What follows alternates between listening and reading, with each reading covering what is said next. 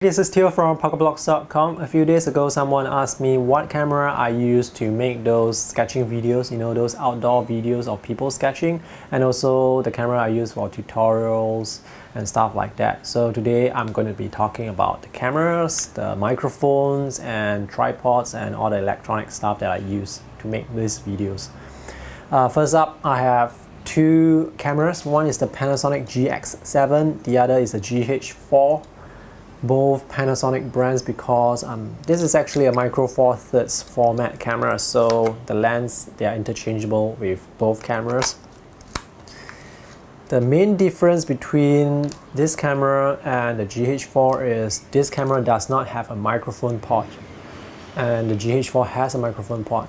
So when you are out buying a camera to shoot this kind of videos, make sure to get one with a microphone port because audio quality is as important as image quality. So if you buy a camera that has somewhat iffy image quality but has a microphone port, that camera is going to be better than this camera.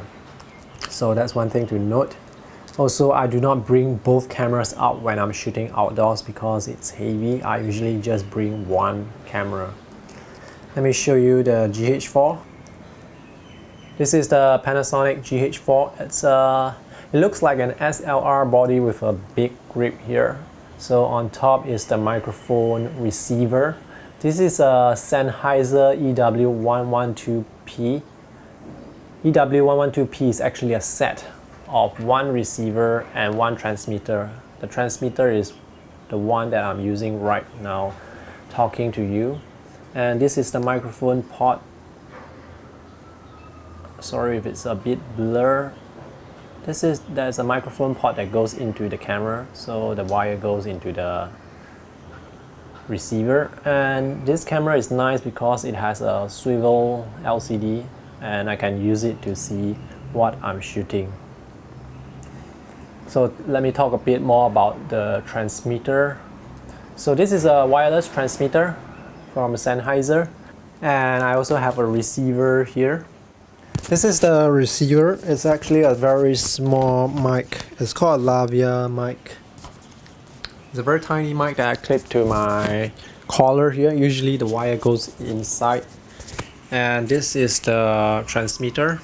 You can use a few transmitters with one receiver. So a lot of people, let's say if you have a crew of 3-4 people, they can each have one transmitter and they can all sync to the one receiver.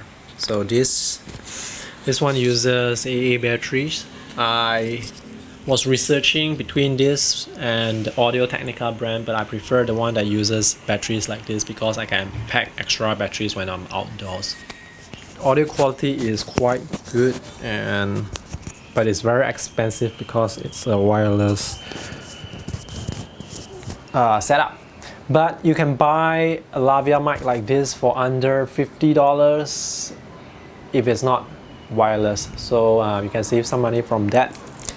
Next up, I want to talk about the camera lenses. I have a few camera lenses. The one that I use most often is actually the Olympus lens. Which one? The 12 to 50 mm lens. That is the lens that I'm using to shoot this video right now. This is a good lens in the sense that it has quite a few features. It has a macro function. So if I want to shoot like close up of materials and stuff like that to let people see the detail, I can switch on the macro function and it will do it. There are not a lot of lenses that can zoom as well as have a macro function at the same time. So this is very good. This lens does not have image stabilization, so it can appear a bit jerky if you're going to create handheld video. But this is a 12 to 50 mm lens, and you get a 24 millimeter view to 100 mm view with this lens because of the crop factor of the camera.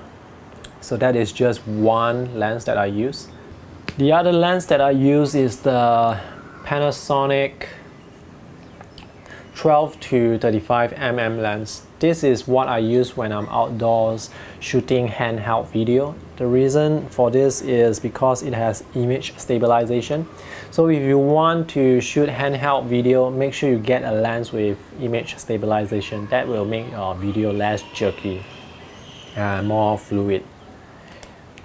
This is a f2.8 aperture, so this is quite an expensive lens, but even if you go with the kit lens, this is the lens that is bundled with the camera itself. So this is the 14 to 45 mm lens. This has image stabilization as well, so you are not going to get jerky video if you are shooting handheld. But if you are using the Olympus lens that I showed you just now, it's going to be quite jerky because that lens does not have image stabilization. Whenever I use that lens, I put it on a tripod, such as in this specific instance when I'm making this video. Let me see what else I have. Oh, this is another microphone. This is a microphone, I'm not sure what this microphone is called. Oh, this is the Sennheiser MKE 400. So this is a directional mic.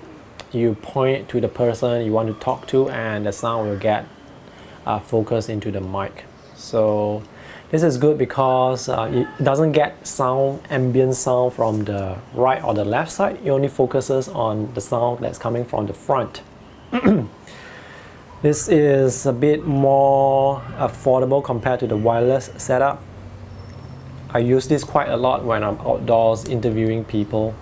This uses a small battery here, and the battery can last for quite long. And you just have to plug it into the microphone port and then put this into the hot shoe at the top.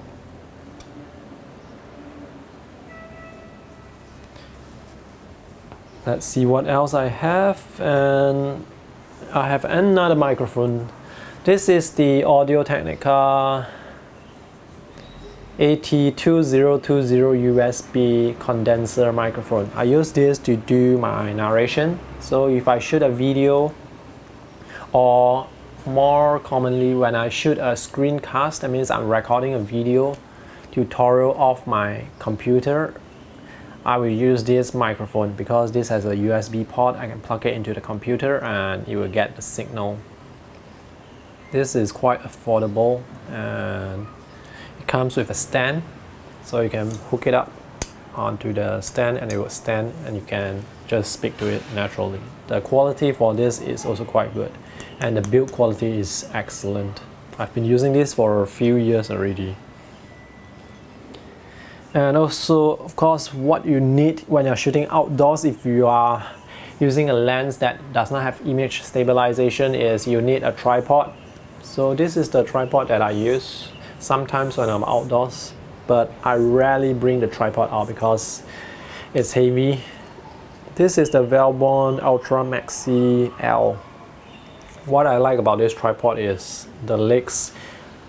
You can release them just by twisting and then pulling. So when you keep them, you just twist and they will lock into place. Very nice. And you have to make sure that you lock them properly, if not the legs will just come out like this. Sometimes I don't lock them properly and the tripod just slips into an angle. And this is the, I'm not sure what I call this, the head where you put the camera. This one has a handle here. I will not recommend you getting a tripod like this with a handle because, well, the alternative is better. Let me show you the alternative. This is the alternative. So the alternative is actually a ball head, which is much easier to control. So you basically turn the camera to control the angle that you want to shoot. I find this to be more intuitive to use. For example, let's say if I want to put this camera here, lock it into place, and when I want to, let's say, film something on the side, I'll just turn the camera to the side, and then when I'm satisfied, I just lock it into place. This, by the way, is a Velbon Ultra Maxi Mini 2. Anyway, I'll post links to everything I've talked about in the video description, so if you want to buy stuff, you can just go there and check out the specifications or the price and stuff like that. This is a mini tripod and it features the legs. The release action is the same as the one that I showed earlier.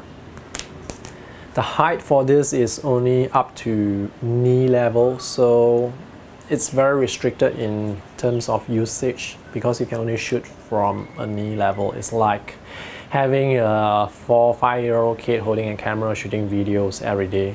This is what it feels like. However, if you're outdoors, if you have something like a table to put the tripod on, then it's great, but you don't find tables everywhere, so having a full-size tripod is much better. I have here with me my camera strap as well, just to show you. This is just any ordinary camera strap, but what I want to show you is this clips here. This is made by Peak Design. That's the company or the brand, I'm not too sure. I want to show you these clips because they are quite useful. You see these little buttons here.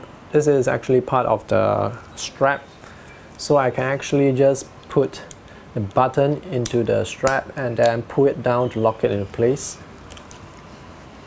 Same thing here, I just put it down into the strap. Not sure if you can see, there's actually a hole here that you can put it in, and then you press it down and lock it. So now you have a camera strap. And if I want to shoot video, usually I do not use the camera strap, so I will take out the strap and then put my camera onto the tripod, so there's less things hanging around. Thanks for watching this video. If you have any questions, feel free to ask me in the comment section below. I will post links to everything that I've showed you earlier. And if you have not subscribed to my channel, do so for more sketching tips, techniques, art book features, and many more. Thanks and have a nice day. See you in the next video.